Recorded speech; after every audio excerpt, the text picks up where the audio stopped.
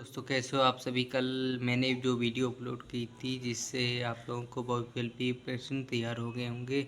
चलिए हम आज अब क्रियाएं और कुछ क्वेश्चन को अपलोड करते हैं। देखिए दोस्तों, जिससे आप लोगों को पेपर में बहुत ज़्यादा हेल्प मिल सके और आप लोग पेपर को बहुत अच्छी तरीके से करके हैं। आज के पेपर में आप लोग दोस्तों आग लगा दीजिए। दोस्तों देखिए, पहली अब क्रिया है वोटर जब क्रिया, या वेरी इंपॉर्टेंट है। अगर इसमें टिप्पणी पर पूछा जाए कि वोटर जब क्रिया की टिप्पणी कीजिए, तो उसमें लिखेंगे शुष्क के स्तर की उपस्थिति में जब एल्किल हैलाइड के अणु सोडियम धातु के साथ क्रिया कराते हैं तो हाइड्रोजन नहीं तो उसमें हाइड्रोकार्बन बनते हैं। इस सब क्रिया को वोटर जब क्रिया कहते हैं। जो इसमें alkyl halide R R bond X के अणु के साथ सोडियम के साथ धातु के साथ जब क्रिया कराएंगे तो इसमें हाइड्रोकार्बन मिलेंगे। तो अगर इसका रासायनिक समीकरण पूछता है तो उसमें लिखेंगे R bond X plus R bond X plus Na, sodium को शुष्क ईथर की उपस्थिति में जब क्रिया कराएंगे तो are are plus 2Na x. तो यहाँ पे Na के 2 मोल हैं तो यहाँ पे 2Na हो जाएगा। तो इसी तरीके से हम R की जगह पे CH3 C2H5 कुछ भी लिख सकते हैं, और X की जगह पर XBRI कुछ भी लिख सकते हैं, XClBRI।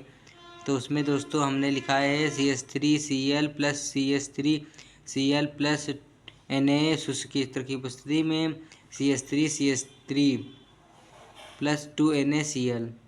तो यहाँ पे Na के 2 मोल हैं, NaCl के 2 मोल हैं, इसीलिए Na के 2 मोल यहाँ पे ले लिए गए।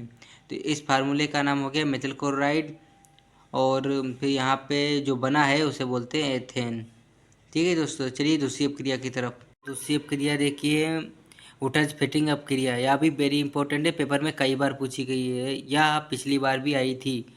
तो इसमें देखिए, शुष्क ईथर की उपस्थिति में जब एक अणु हेलोएरीन तथा एक अणु एल्किल हैलाइड की क्रिया सोडियम धातु के साथ कराते हैं तो टॉलुइन प्राप्त होती है। इसी प्रकार इसी को बुटिज फिटिंग अपक्रिया कहते हैं। तो यहाँ देखिए, बेंजीन के ऊपर Cl लगेगा तो क्लोरोबेंजीन हो जाएगा, प्लस CH3Cl मिथिल क्लोराइड के साथ जब क्रिया कराएंगे मिथिल क्लोराइड प्लस सोडियम के साथ अब क्रिया कराएंगे शुष्क ईथर की उपस्थिति में, तो यहाँ पे टॉलुइन प्राप्त होगा प्लस 2NaCl। तो यहाँ पे NaCl के 2 मोल हैं, इसीलिए Na के ऊपर 2 मोल हो जाएंगे।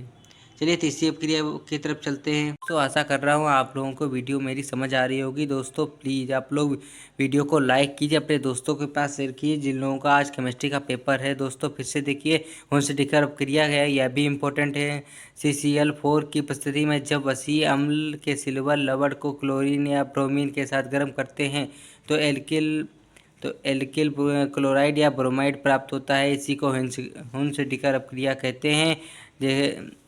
जैसे कि silver nitrate CH3COOH, silver nitrate को Cl2 के साथ जब अपक्रिया कराएंगे CCl4 की उपस्थिति में गर्म करेंगे तो C3Cl methyl chloride plus AgCl plus CO2 gas बाहर निकल जाएगी। चलिए चौथी अपक्रिया की तरफ चलते हैं। तो फीडल क्राफ्ट अपक्रिया, यह भी वेरी इंपॉर्टेंट है। देखिए, निर्जल एल्युमिनियम क्लोराइड की उपस्थिति में बेंजीन की क्रिया मेथिल क्लोराइड से कराने पर टॉलुइन प्राप्त होती है। इसी को फीडल क्राफ्ट अपक्रिया कहते हैं। जैसे benzene plus CH3Cl, benzene plus methyl chloride निर्जल AlCl3 के साथ उपस्थिति में टॉलुइन प्राप्त होगा और HCl गैस बाहर निकल जाएगी। दोस्तों अब क्वेश्चन आंसर की तरफ चलते हैं, जो इम्पोर्टेंट क्वेश्चन है। देखिए, इसमें बता रहा है मोलरता की परिभाषा। तो 1 लीटर विलयन में घुले विलेय के मोलों की संख्या को विलयन की मोलरता कहते हैं। मोलरता बराबर विलेय के मोल बटे विलयन का आयतन। तो यहाँ पे एक कैपिटल M बराबर स्मॉल W अपन स्मॉल m बटे V ml में इंटू 100। तो अगर मोल निकालना हो तो भार बड़े अरवार, ये साइड में हमने चूँकि नोट में लिख रखा है। और इसमें स्मॉल W जो है विलेय का भार हो गया, स्मॉल m अनुभार हो गया, और कैपिटल V आयतन हो गया, और स्मॉल m मोलरता हो गई। उसके यही सूत्र देखिए दोस्तों, यहाँ पे मॉडिफाइड करके लिखा गया है m बराबर small w upon small m into V M L में 100। उसके बाद में दूसरी देखिए मोललता 1 किलोग्राम विलायक में घुले विलेय के मोलों की संख्या को मिलेन की मोललता कहते हैं।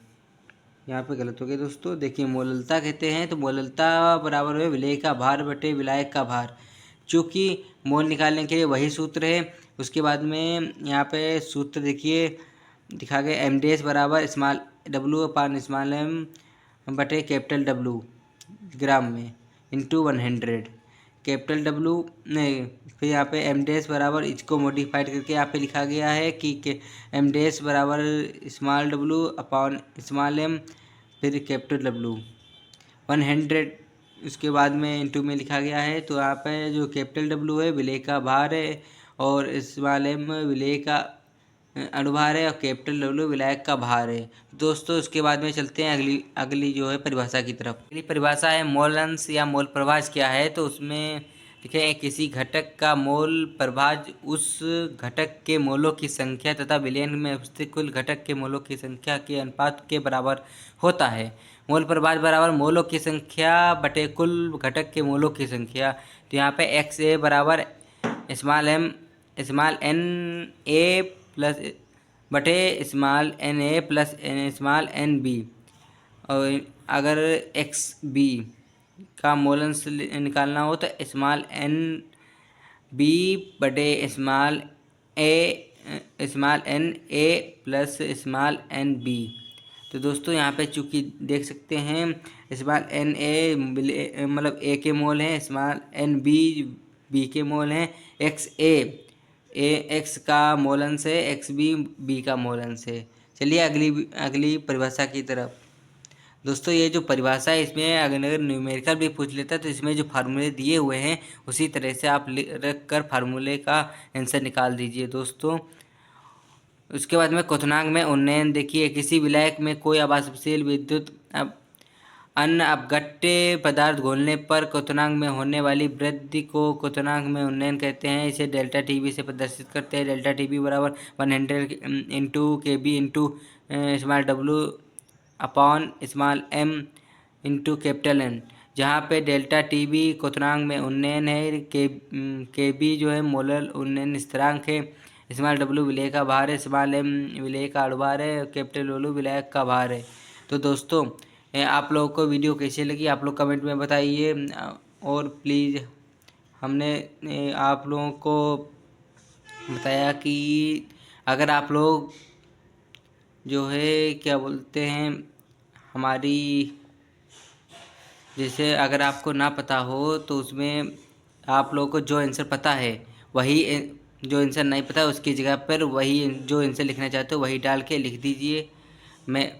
और दोस्तों हमारी वीडियो कैसी लगी आप लोग कमेंट में बताइए। आप लोग अच्छा पेपर करके आइए। Thank you.